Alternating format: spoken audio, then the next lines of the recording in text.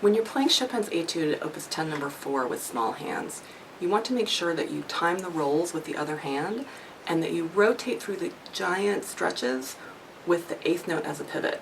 So make sure that you rotate, not stretch. I'll show you some moments where that happens, and I'll also show you some alternate fingerings and some places where you can let one hand help the other. In measures 3, 11, 53, and 61, you can time the rolls with the right hand so they're coordinated in the rhythm. I put the top note on the beat and the bottom 2 with the previous 16th. And some editions don't tell you to roll that second chord, the G sharp 7, but of course roll it if you need to roll it. So if you are rolling that G sharp 7 chord, you'll play the G sharp and the F sharp with the A, and then land on the B sharp together.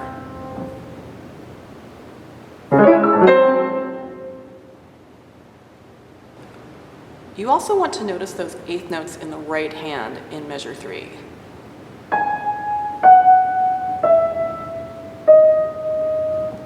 They're melodic, yes, but I think Chopin put them there to teach us to pivot on those 8th notes.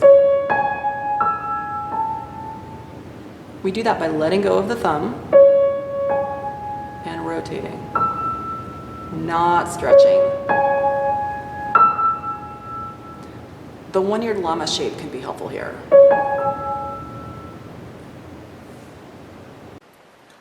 The one-eared llama is a hand position that might seem sort of strange, but can actually be really, really useful and helpful.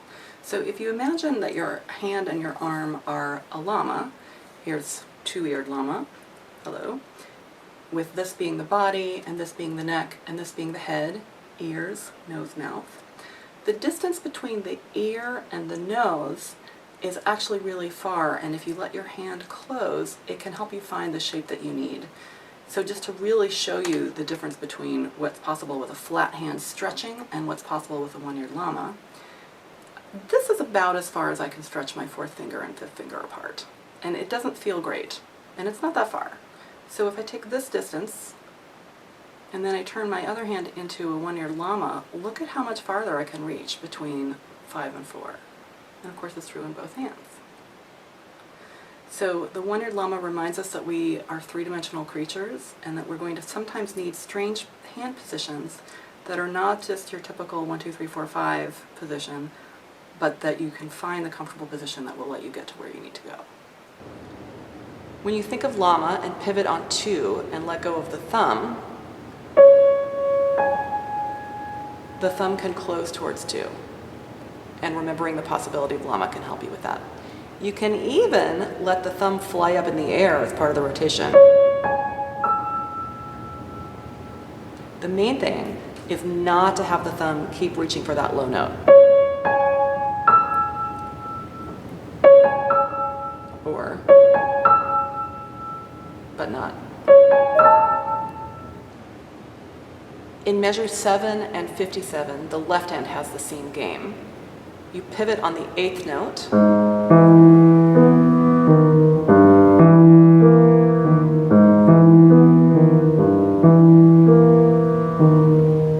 and rotate instead of stretching. So rotating is this way, and stretching would be this way. I can't even do it. So let go of the pinky on the way up, and the thumb on the way down. I like to hear that E to D sharp as a moment of yearning in all of the fire. I recommend practicing octaves like these in measure 12 and measure 62 with just the thumb first. That shows your arm where it needs to go without keeping your hand stretched to the octave shape the whole time. In fact, the very first step with octaves is to play just one line of the melody with whatever finger comes naturally. And then the thumb. And then you can add in the whole arm. In measures 25 to 30, you can take some of the quarters in the left hand, but not every edition shows you that.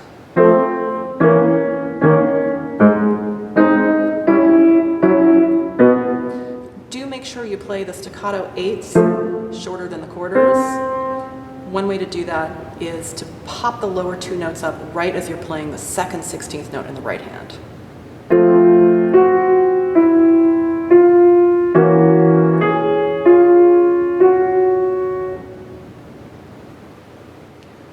I like to take all the quarters in the left hand in measures 27 to 28, except for the last two quarters.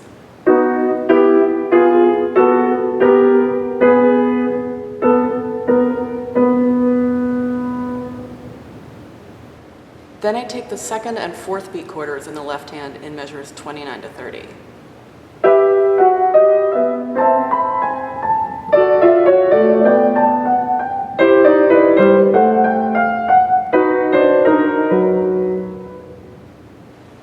In measures 35 and 36, you need to rotate both hands. The right hand is a little rotation and a big one. Some editions suggest changing fingers on the low repeated note, like 1, 3, 2, 5, but I prefer to just repeat the thumb. The left hand of measure 35 and 36 is a big rotation. Make sure you let the thumb go, and remember the possibility of llama.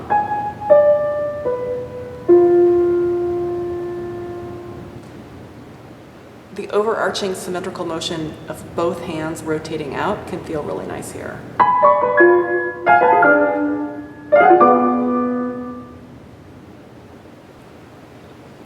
Measures 39 and 40 are the same game, rotating and letting the thumbs go, and remembering llama.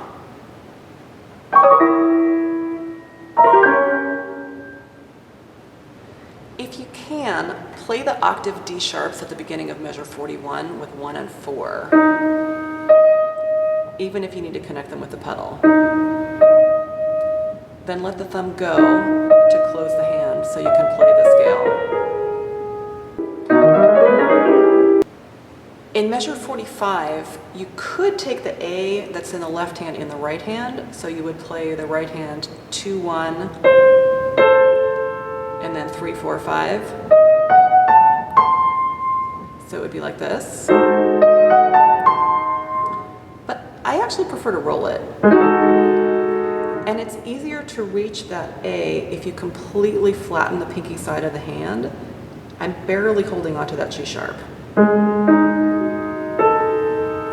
See, I'm just there on the corner.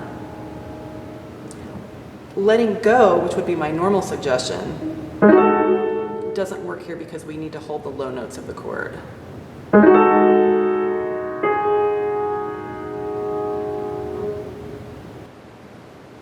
In measures 48 and 49, I take those B sharps with the right hand instead of trying to roll them. So instead of doing,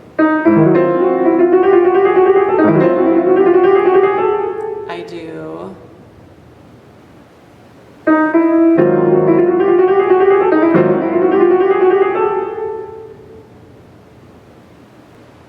in measure 75, you can roll the left hand 10th, or you can replace the E with a C sharp.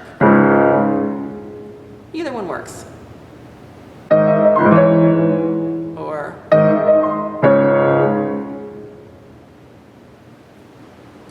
then in measures 75 through 79, do the little rotation with the hands, letting them close a little bit, and then rotate out for the outer notes. Don't hold on to those pinky notes.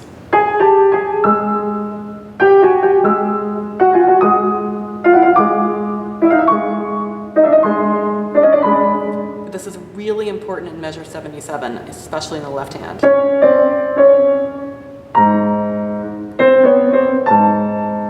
Not, but.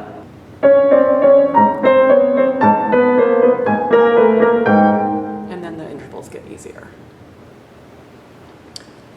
For the C sharp minor arpeggio in measure 79 and 80, you can take some of the C sharps with the left hand. I take the second one on the way up and the first one on the way down.